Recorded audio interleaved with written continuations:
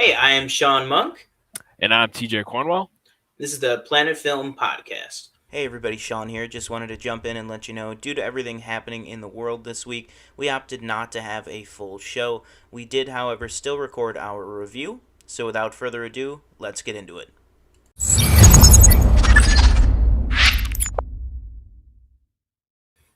So basically, we've been trying to find things to do, in quarantine, just basically trying to find things to fill the time. So we decided we're just going to put up a review this week for a movie that I just said, hey, why don't we just review this? Because there was a TikTok that went around this past week of the cast, all of them now in 2020, sparking talks and speculation about maybe a third movie in this franchise.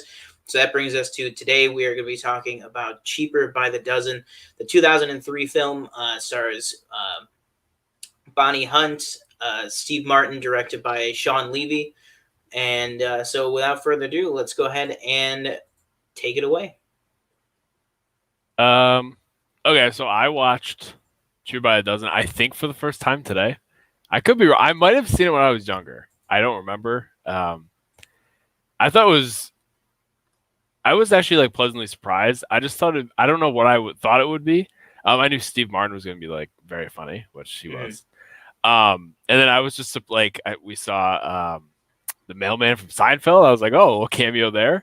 Newman with the weight loss surgery? Yeah. I was like, oh, he got thin. We had Allison Stoner.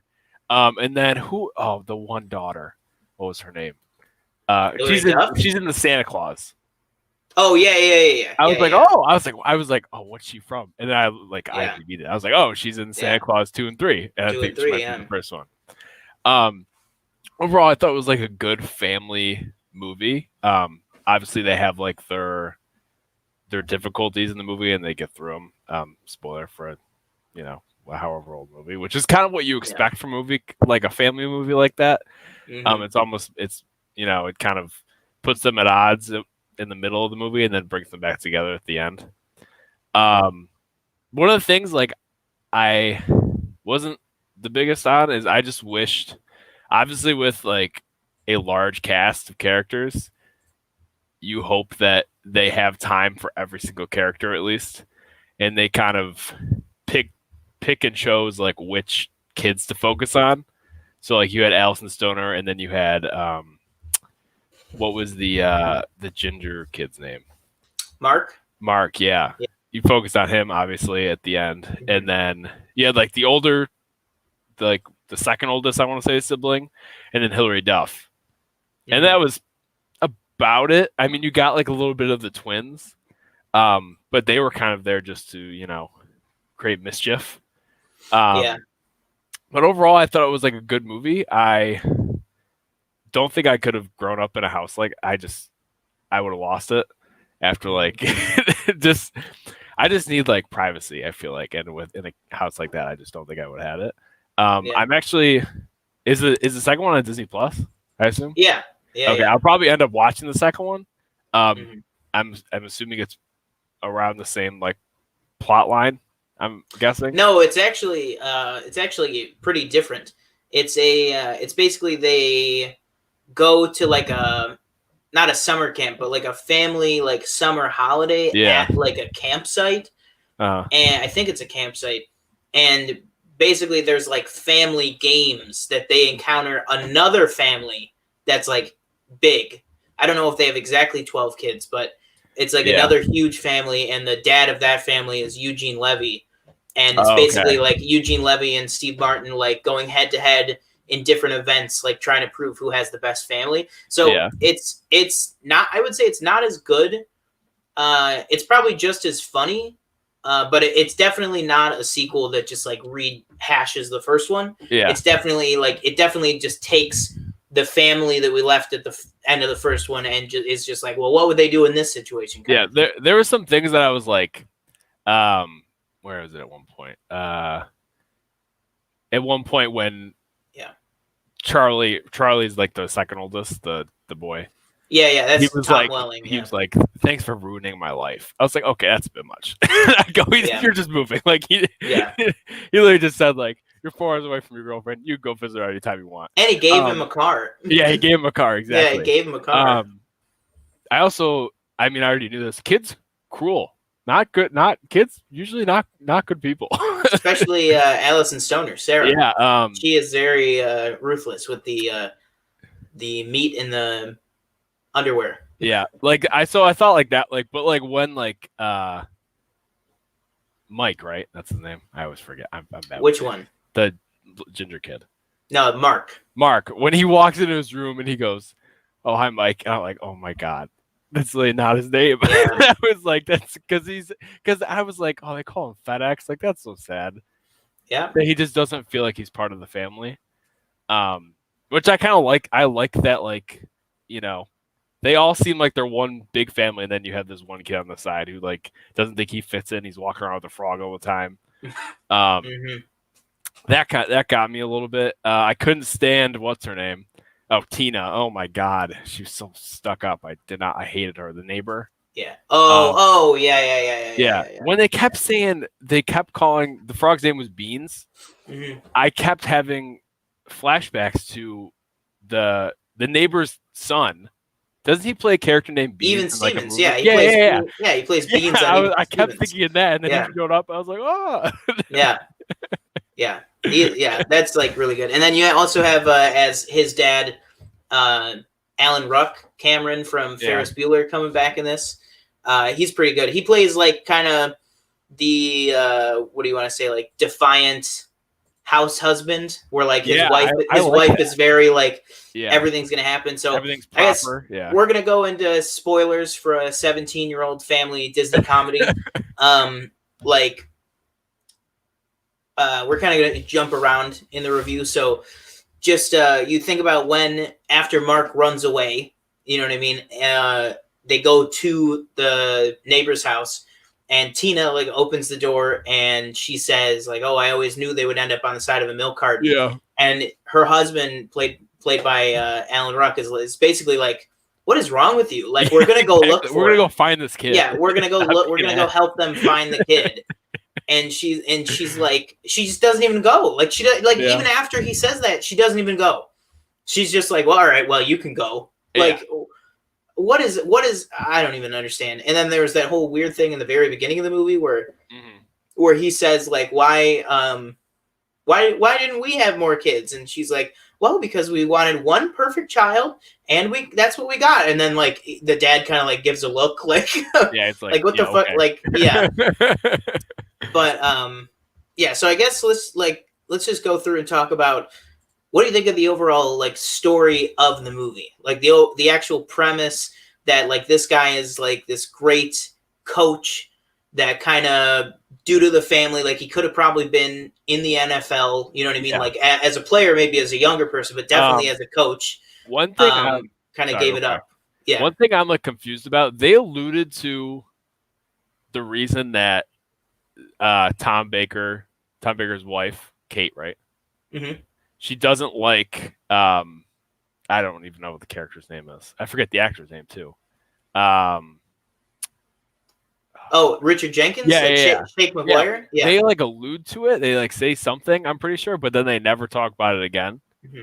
Wasn't it like it was something? Well, they talk about just that, like they just kind of don't get along. Like she like says, because remember the twins are like, "Mom's right, he is a wiener." Like because she calls him a hot dog, which basically means like he was probably like a player in college, and she did not like that because clearly like Tom wasn't. You know what I mean? Yeah, I'm when they like so at the end he like ends up obviously like leaving his position as the coach of a D1 school, and then he goes to like another D3 school.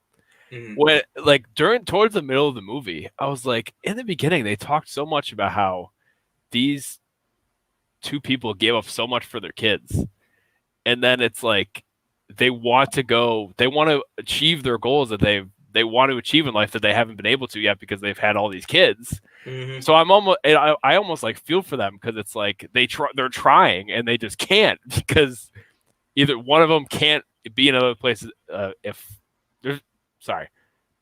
how do I put this? One of them can't be gone, and one of them can't take care of all 12 kids. Yeah, exactly. Yeah, like they need both, or maybe more so. What the movie's trying to tell us is that mom can. You know what I mean? That Kate has it down that she can take care of all 12 of them.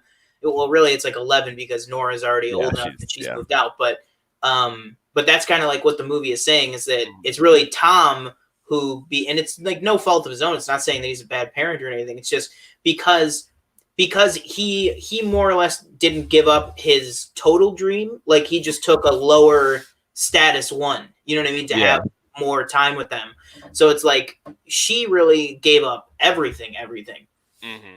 And so that's probably why they're like she can manage them because she knows and has been there raising all of them for years. You know what I mean? But there was a point where I was like, oh, we're gonna get an Oprah cameo.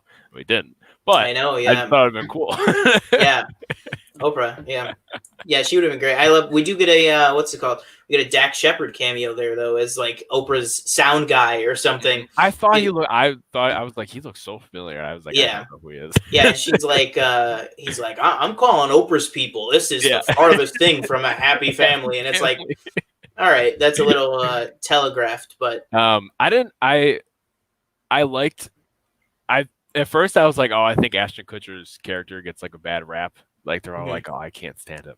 But then towards like as it goes on, because I was like, oh, they dipped his underwear in meat, and then the dog was going after his crotch. That was very funny. I felt bad for him. But then he was like she's like, my brother's missing. He's like, and I'm on TV.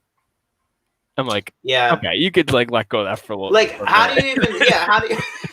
Like, but my thing is like, how do you even like get with that guy in the first place? You know what I mean? Like she was like, he is so like crazy, like stupid. Like I just can't. I just don't even understand. Like she literally is like, my brother is missing. He's gone. Yeah. Like we're going to look for him, and oh my god, just an idiot. But yeah, they zoom in that TV and it's a GameCube neck. I was like, oh, shout out GameCube. Mm-hmm. Oh yeah. Yeah, and they're new. And I love how they're like, she's like, we're moving into our brand new apartment, and it's like, such like out of fashion early 2000s. Like everything's like red with like weird ergonomic chairs and furniture everywhere, and it's just like the dumbest thing. But yeah, I would say Ashton Kutcher definitely in this was hamming it up. I would say he was definitely hamming it up. Probably. I feel like one of the only things that I can say that's bad about this, because I'll say this movie, I watched it probably like 30 or 40 times as a kid, maybe more than that. So this is very like ingrained in my brain, the entire movie, from the soundtrack to the different scenes to even when Beans jumps off the light into the eggs, that egg splatter. Like, I have had dreams about that my entire life because that is like such an early memory of mine, is seeing this movie in theaters and like having that in my brain. But the other thing is like one of the only things that I could like say to take away from it a little bit is I kind of feel like Ashton Kutcher, and I know that like he's trying to be, but I kind of feel like he was in like a different movie than everyone else, because I feel like this movie really, it could have just been like a dumb family comedy, like Instant Family or something, or like one of those like Daddy's Home type things. Yeah, that's what I was starting to get the little vibe from that. Yeah, and I feel like this movie as a whole, while it does have moments like that, because it is like a broad comedy, I feel like more so it's what's it called? I feel like more so it is actually a little bit deeper than that, because you see things like, okay, this guy really loves his kids. Both parents really love their kids, but they just want to try at the careers that they are all of a sudden given the opportunity to have that they thought would never happen. You know what I mean? And they have 3 of their kids that are older teenagers or now into their like 20s. And they kind of feel like they're at that place that they can maybe take that leap. And I feel like that's a little bit of a deeper thing than most movies of this genre of this time period do. Even little things like when you first see the establishing shot of them going to Lincoln College, the college that Tom is teaching at, or is coaching at Yeah. in the beginning of the movie. The establishing shot is the stadium and the seats, and it goes through and it shows that almost every single year that he's been coaching, they've won the championship. And it's just something little like that other movies I feel like wouldn't put in there. You know what I mean? That really shows that he is a fantastic coach, and it's just like little things like that. Because I mean, you could have Richard Jenkins come in and be like, "Come on, you're the best coach we got. We got to get you over to the Stallions." You know what I mean? But having him actually, having them actually show that he really is like a fantastic coach, both in, you know, how he treats his players and stuff, and like his assistant coach at the other school. But I just think this movie has little touches like that all over the place that really, really broaden out the story, where they could have just gone like the simple route everywhere. You know what I mean? Also, just like a really like a throwaway line that just kind of adds depth to, you know, kind of what these characters have been through, is like in the very beginning when you get the voiceover by Bonnie Hunt as she's talking about their family and stuff, and she's saying, you know, that Tom grew up with I think it's like 7 or 8 brothers and sisters, and then she says, you know, that her sister died when she was super young, so she never had any siblings after that. And it's just little things like that where it just gives you, it just shows you where these people come from. You know what I mean? That that I feel like other movies would not take the time to do that, if that makes sense. But that being said, you know, there it is also just kind of like a slapsticky, like zany comedy. But yeah, I mean, I definitely think overall, I would say it's very good. One just stupid bone to pick I have with this movie. It's really dumb because I know they have to have like, it's just like, I'm like, how does he get on the train by himself? Yeah, that's true. I'm like, trying to think if they say possible. You're telling me this. I don't know how old he is. 10. He's walking around like a train station by himself, and nobody's like, "Hey, where are your parents?" Or like, "What are you doing?"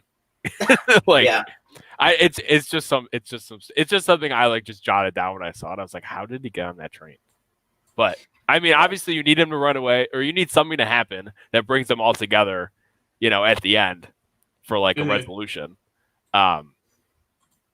But yeah, it was just some stupid thing that I wrote down. No, yeah, it definitely, yeah. But the other thing I just want to talk about too is that the house, like that house is amazing. Yeah, big house, freaking fantastic.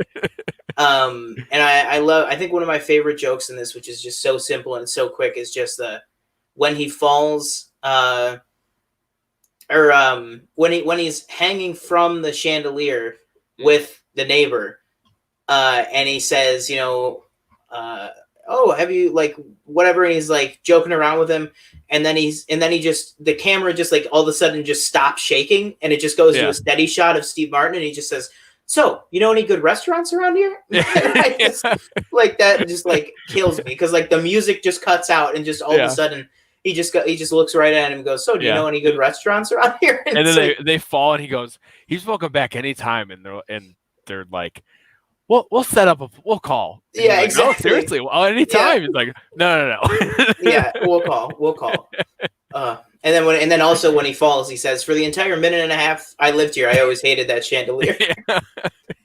And then just the great scene that is the party scene for the neighbor's birthday, where he gets launched from the bounce house with the balls and crashes into him. Oh my god! Fantastic comedy there, and overall, I would say, I mean, is it a stupid movie? Yes, but I would say it's also fun. Stupid fun. I would say it's also a very fun movie. That's what I would say more than stupid. Is also fun. It's like, it's just a heartwarming family story. Yeah, exactly. I mean, you might see it coming like from a mile away. Like, I feel like, because they kind of basically, they point out, it's like, he is the outcast of this family Everybody Yeah, called him exactly. FedEx. Everybody says, "Why are you caring about that stupid frog?" Blah blah blah. Hmm. And then, of course, when he runs away, they find him at the end. They're all like, "I may call you FedEx or may say this, but you're still part of this family, and we wouldn't be cheaper by the dozen without you. We'd be 11, not 12." Yeah, he's the kid. The kid literally, he says, Yeah. that kid's name is Mike. I think Yeah. he's Oh, the one. okay. He's the one that goes like, we would be like 11, Yeah. and just that delivery to the camera is so like over the top. But yeah, overall, I would say for cheaper by the dozen, I would definitely recommend you should watch it. Hmm. I would probably give it, I would say like a 4 stars out of 5. I would say. Yeah, I think overall, good movie. Again, a nice, heartfelt family movie, which is something I probably wish. Honestly, I kind of wish I watched when I was younger because I realize it now. I don't think I did. Mhm. I gave it 3.5 out of 5 stars, and I think it's a definite watch. Yeah, I'd say definite watch. You know, if you have Disney Plus, it's on Disney Yeah. Plus, and I would definitely say definite rewatch. I'd say the rewatchability of it is very very high. It's a quick movie. It's like an hour and 36 minutes Yeah, or yeah. something like that. Um, but yeah, I would definitely say to check it out and watch it if you have the time and the interest to watch it. To watch a good, you know, Steve Martin comedy that maybe you haven't seen, or just a heartwarming like family fun type movie. But Mhm. you know, other than that, I think that'll do it for our review of 2003's Cheaper by the Dozen. Tim, did you have any final thoughts or last things you wanted to add that you didn't bring up? No, that was it. That was about it. All right. Well, once again, my name is Sean Monk. And I'm TJ Cornwell. Remember to live your life 1/4 mile at a time.